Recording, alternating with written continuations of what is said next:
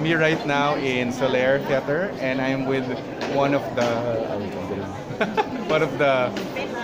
founders of the advisor of JC. What's it?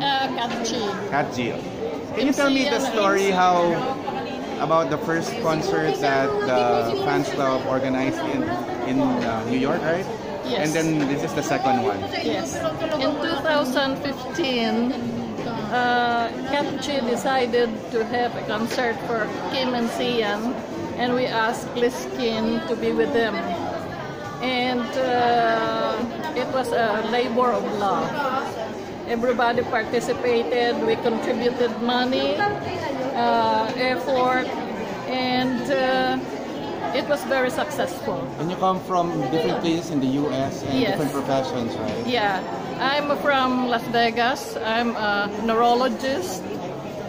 We have Miss Thelma. Hi, Miss Thelma is here also. Is from San Francisco. We have Miss Carmen.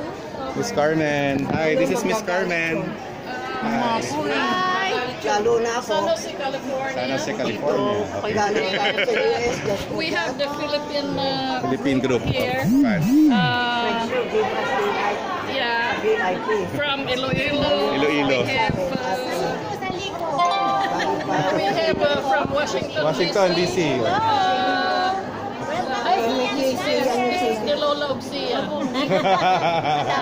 Love na love niya si Sian. Oo nga eh. And you said sobrang bait ni Sian, and you know he has a lot of talents, no? So this was really a show to showcase his talent. And then I heard it started from one of them wanted to buy an album, and then biglang na-form yung group. Yes. One of the founder is actually Dr. Vivienne Guevara, and she formed the group, and now we're about 100 plus. 100 or 200,000 or 200? 200 members, but you're able to organize a very successful concert in in the US, and now you have another one here. Yes, and because this is going to be successful, Of course. we look forward To more. to some more. This is So the they're- very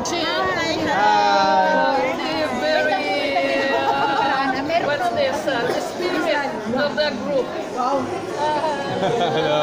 Siya talaga ang nag-conceptualize ng Yeah, can you tell me more? I'm actually the rep of Certain.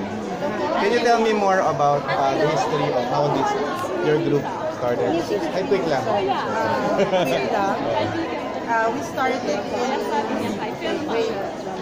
I mean, for the concert? For the group. No, for the group, we started in 2000,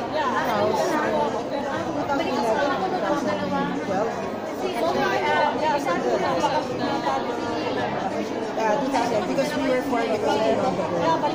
So, Katjin is really more of Kim and Sian fans. And then now you are one of the main organizer for the whole thing, right? Yes.